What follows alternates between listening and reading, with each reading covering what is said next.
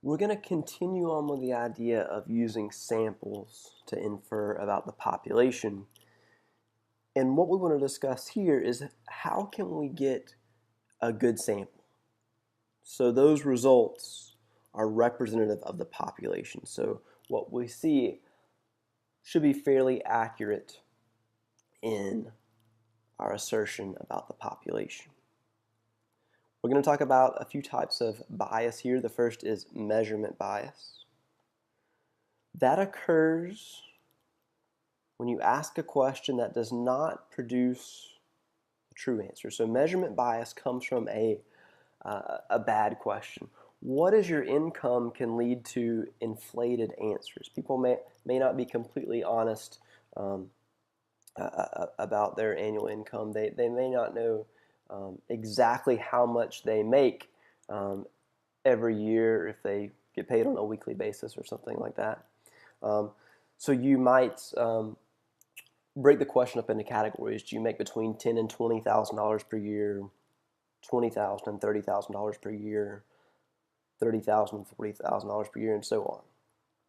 Questions that use double negatives, that are confusing, that are long in wording, can also lead to measurement bias.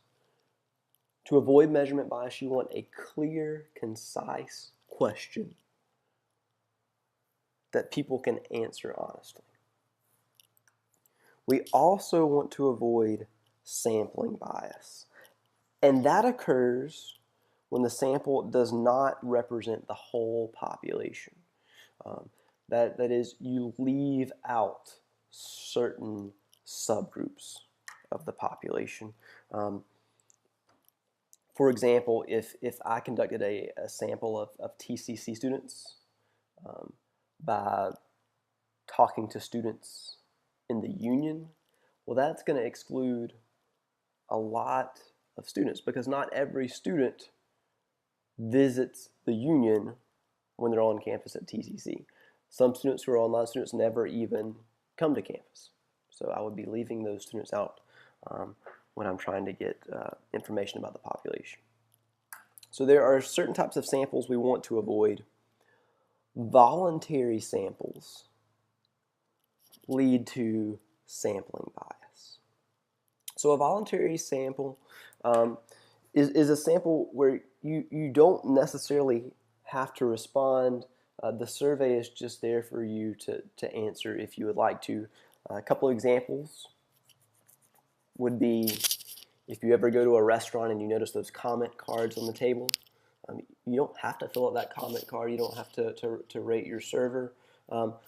But typically, if you have a really bad experience, if your food comes out cold, if the waiter spills a drink in your lap, you're going to fill out one of those voluntary comment cards. Might go the other direction. If the server is your roommate or your friend, you might fill out one of those comment cards to help them out, to make them look good. But if you just get your typical service, your food comes out warm in a reasonable amount of time, you probably won't fill one of those out. Another example would be ratemyprofessors.com. You don't have to go to that website after class ends to fill out that survey. However, if you have a really bad experience, then you may be more inclined to go fill out a survey. Or if you have a really good experience, you may be more inclined to go fill out Rate My Professor. We also want to avoid convenient samples. That's when you just ask the people who are conveniently around you. You don't have to go anywhere out of the way, and that may cause you to miss certain subgroups of people. Taking a sample just from the union at TCC would not lead to quality results. Another type of bias that you can see is non-response bias, and that occurs when people selected refuse to participate. When that occurs, you just want to focus on the percentage that did participate and how those who participated were chosen. The kind of sample that we want is a random sample. And in order to get a random sample, you want everyone in the population to have a number. And in the case of TCC students, every student has a student ID number. So everyone is assigned a number, and then I can use a computer to randomly pick those numbers. And so that would give me a fairly good sample. I should expect to have all kinds of students in that sample. Full-time students, part-time students, students who take face-to-face classes, who take online classes, because everyone had an opportunity to be picked for the sample.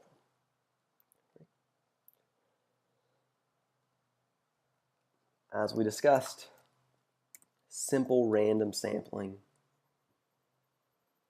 is the best way to avoid that sampling bias. And after they're randomly sampled, you want a clear, concise question. So a couple of quick examples. Let's say we've got a newspaper at a large college, and that paper wants to determine whether alcohol abuse is a problem on campus. The paper takes a simple random sample of 1,000 students and asks each person, do you abuse alcohol on a regular basis? Of those who do answer, 3% say they abuse alcohol on a regular basis. We want to know, why should we be cautious about using 3% as a value to estimate the population percentage? Well, that goes back to this question. Do you abuse alcohol on a regular basis? Can lead to measurement bias. Because number one, alcohol abuse is a very difficult subject to talk about.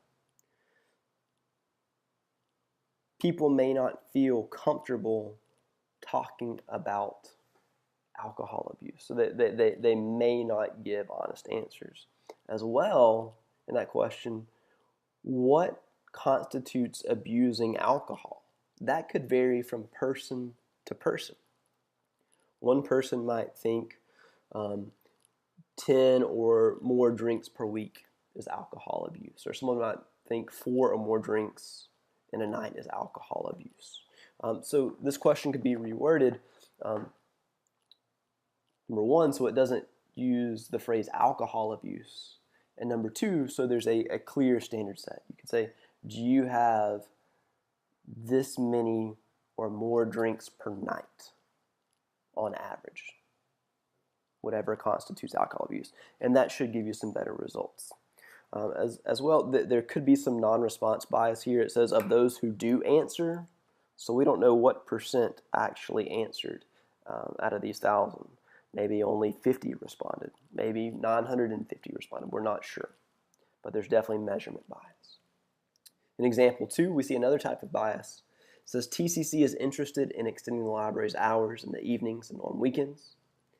To gather information about student support, a member of the provost's office asked 100 students entering the library about their opinion on extending the library's hours. Why should we be worried about using the results of this survey? Well, this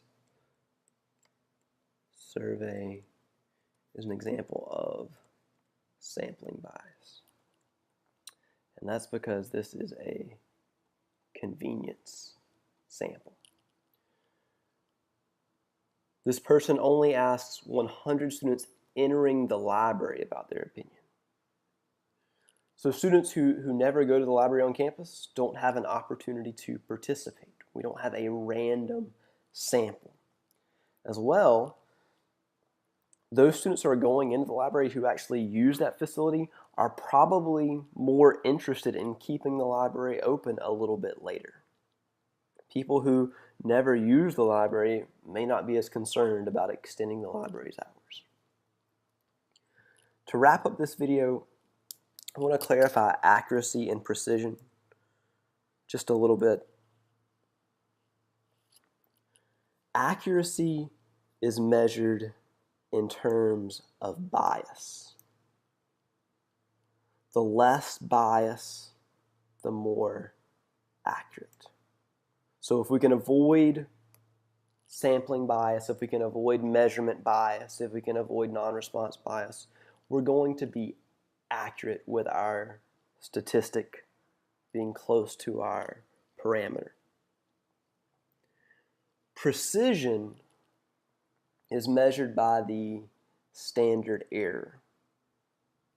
And we'll talk more about standard error in the next couple of videos, but the standard error is an important term.